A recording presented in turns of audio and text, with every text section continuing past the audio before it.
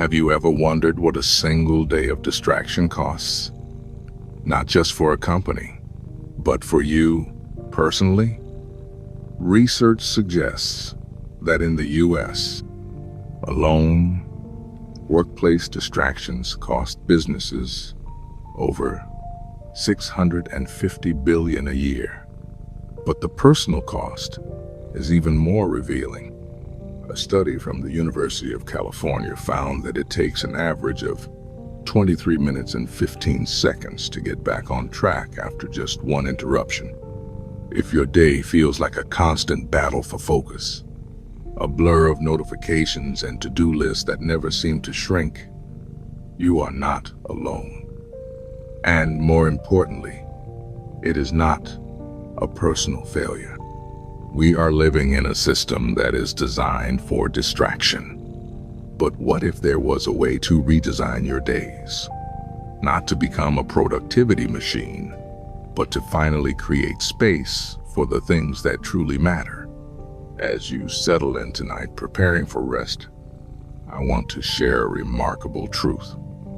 As you drift off to sleep, your mind isn't just shutting down, it's getting to work. Neuroscientists call it memory consolidation. Your brain takes the important lessons from your day, replays them, and carefully integrates them into your long-term memory, turning fragile ideas into lasting knowledge. The information you hear right before you sleep is uniquely positioned to become a part of you. The scientific studies confirming this are linked in our show notes. The solution we're exploring tonight comes from an unlikely place. It's a framework called Make Time, developed by Knapp and Zeratsky, two designers who helped build the very infinity pools of distraction like Gmail and YouTube that dominate our lives. They saw the problem from the inside and created a simple 4-step system to fight back. Tonight, we'll break down that system, and then, as you drift off, we'll help your mind solidify these lessons. Chapter 1: Escaping the Twin Traps. So, what is the core problem we're all facing? It's that constant, nagging feeling of being busy but not productive, of being connected but not present. We feel like our days are slipping through our fingers. The common mistake we make is trying to solve this by running faster. We download new to-do list apps. We try to cram more into every hour. We chase the phantom of inbox zero. We essentially try to speed up the hamster wheel, hoping that if we just run hard enough, we'll eventually find some free time.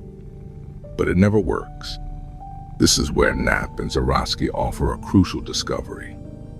Our time isn't just disappearing. It's being actively stolen by two powerful forces. The first is the busy bandwagon. This is the culture of constant work. The expectation that we should always be responsive, always be productive, and always have a full calendar. It's the pressure from our jobs and society to always be on. The second force is the infinity pool. These are the apps, websites, and streaming services with a bottomless supply of content, all designed by experts to capture and hold our attention for as long as possible.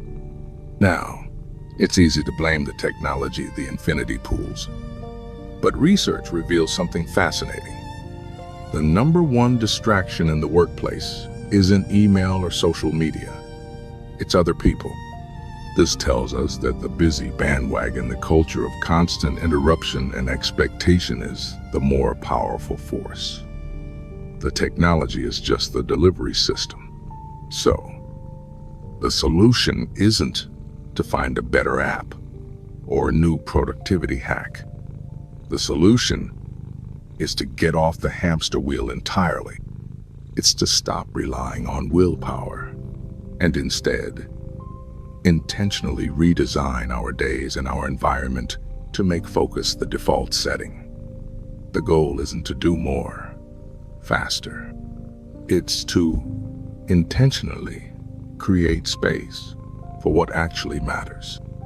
And that begins with knowing what matters each day, which brings us to the first and most important step in the framework. Chapter 2, The Anchor, Finding Your Daily Highlight. Let me tell you a story about a man named Carl Pauline. For 10 years, through his entire 30s, Carl was stuck. He had a long list of goals books he wanted to write, businesses he wanted to start, a life he wanted to build. But at the end of that decade, he had made almost no progress on any of them. His problem was that he was trying to do everything at once, and as a result, he was accomplishing nothing. Then, he made one tiny adjustment. He decided to stop trying to do it all. Instead, he would focus on just one, maybe two, major goals per year. He would pick one thing and give it his attention. Suddenly, everything changed. He published his first book, then another. He started a communications company, then a second one. His life was transformed, all because he stopped trying to do everything and started focusing on one thing at a time. Carl's story is the perfect illustration of the first and most foundational step in the Make Time system: choosing a daily highlight. A highlight is a single activity, about 60 to 90 minutes long, that you decide in advance is the most important thing you want to accomplish that day. It's your main event. It could be something urgent you have to do, like finish a report. It could be something satisfying you want to do, like plan a vacation or work on a passion project. Or it could be something that just brings you joy, like reading in the park or playing with your kids. Think of your highlight as a lighthouse. The rest of your day might be a storm of emails, meetings, and unexpected demands. But the lighthouse is your single guiding point of light.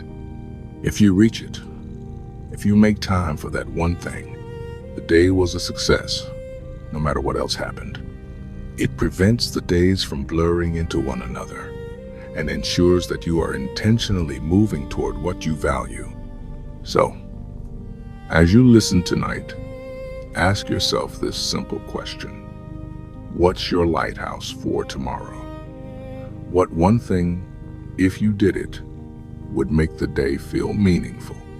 Holding that answer is the first step to taking back your time. But how do you protect that time? That's our next chapter. Chapter 3, The Shield, Forging Your Laser Focus. Here's a hard truth that might feel liberating. Your willpower, as you've been taught to think of it, is a myth. We've been told that focus is a matter of self-control, that if we just try harder, we can resist the siren song of our phones and the endless pings of our notifications. The authors of Make Time argue that this is a losing battle because you are fighting against armies of engineers whose entire job is to make their products more compelling than your willpower. There's a powerful story from a podcast host named Molly Asplin that brings this to life. Molly felt like she was failing as a parent. She was physically present with her kids, but her mind was elsewhere, lost in the endless scroll of Instagram. Her breaking point came when she had a painful realization. Her children were getting a distracted, mentally absent version of their mother. She initially blamed herself, feeling ashamed of her lack of discipline. But then she understood the app wasn't a neutral tool.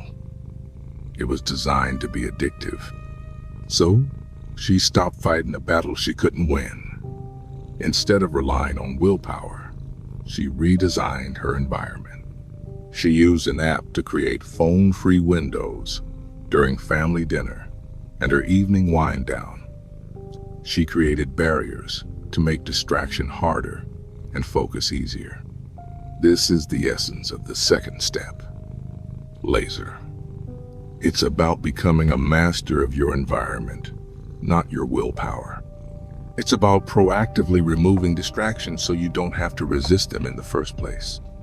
This means deleting infinity pool apps from your phone, logging out of social media on your computer, and creating physical distance from your devices when you need to focus.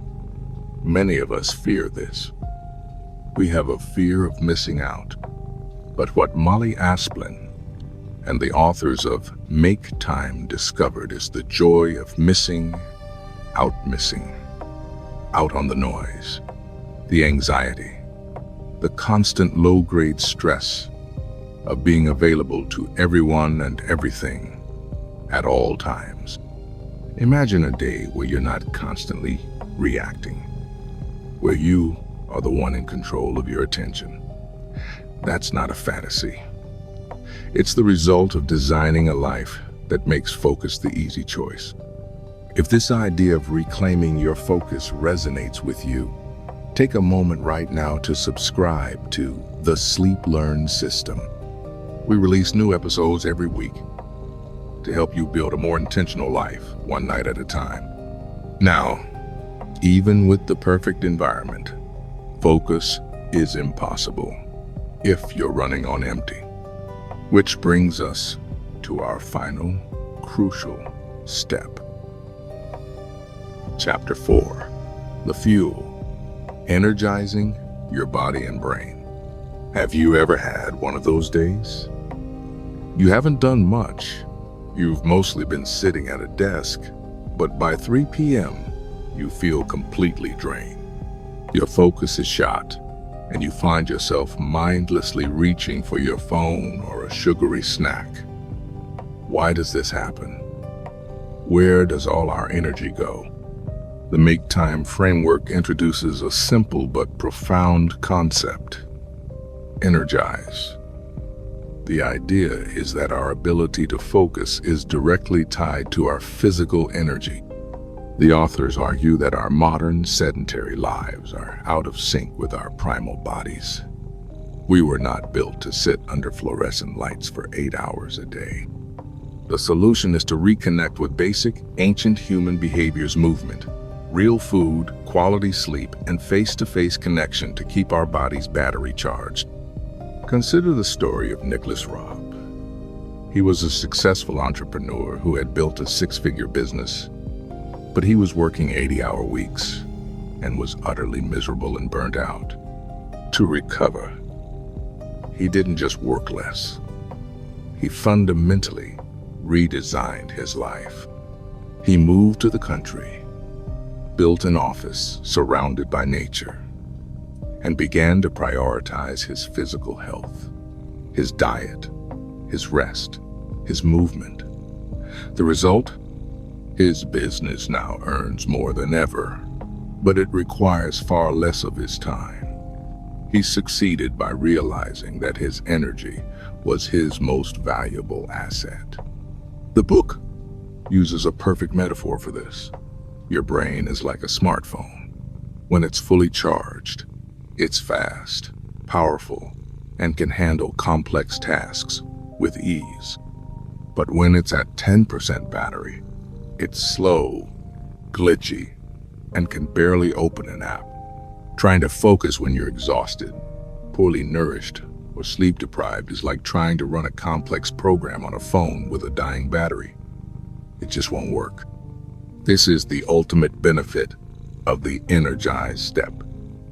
When you are fully charged, you don't need as much willpower to resist distraction.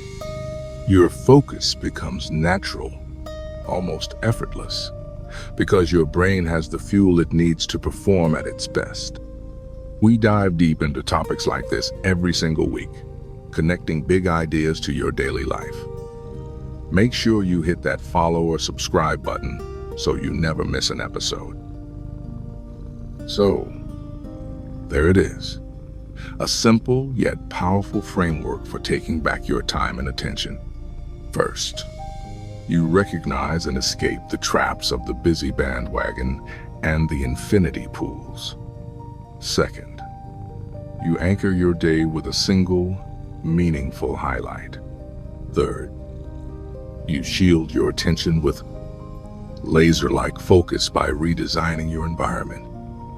And finally, you fuel your mind by energizing your body. The beauty of this system is that you don't have to do it all at once. In fact, you shouldn't. So here is my challenge to you tonight. Don't try to change your whole life tomorrow. Just pick one thing. Maybe when you wake up, you'll take 2 minutes to write down a highlight for the day.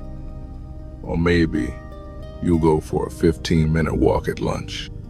Or maybe, right now, before you fall asleep, you'll decide to delete the one app that steals most of your time. Just one small, intentional act. See how it feels. And now, as we bring this discussion to a close, there's nothing left for you to do. Let these ideas settle. Allow your mind to get ready for that crucial work it's about to do. Find a comfortable position. Close your eyes. And let's begin the process of turning today's knowledge into tomorrow's wisdom.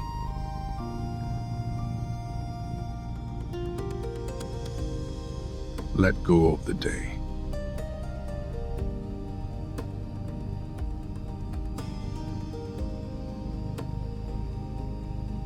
Release the feeling of being busy.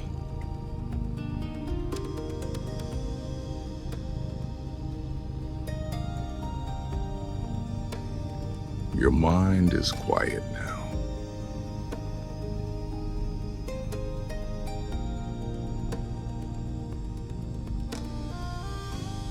It is safe to rest.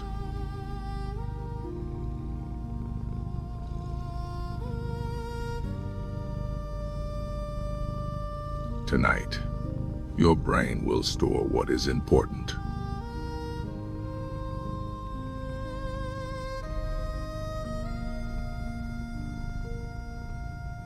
You have the power to choose your focus.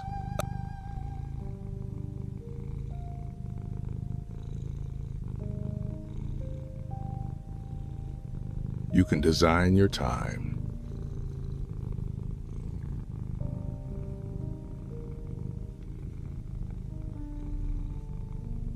Tomorrow, you will choose your highlight.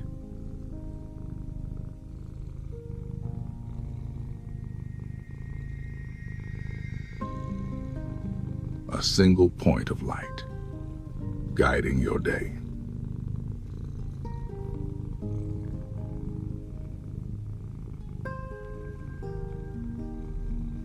You will find your focus effortlessly.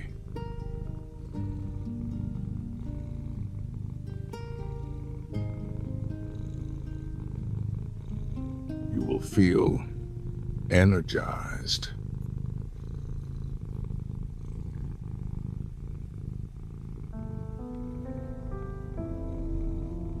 Rest now and let your mind do its work.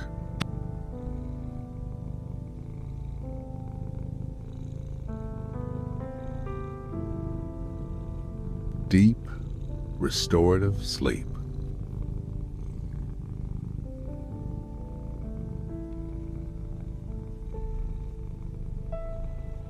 Embrace the quiet.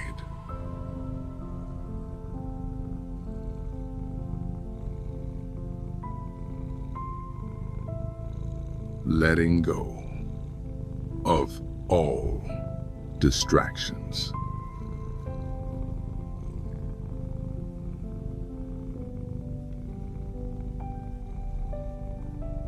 Your body is heavy and relaxed.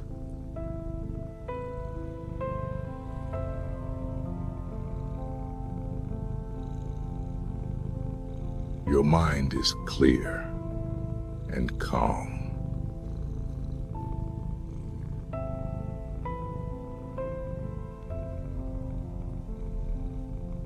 Drifting deeper and deeper into peaceful sleep.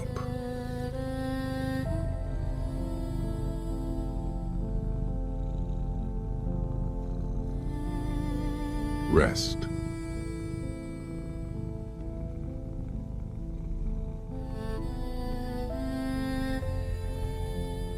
Sleep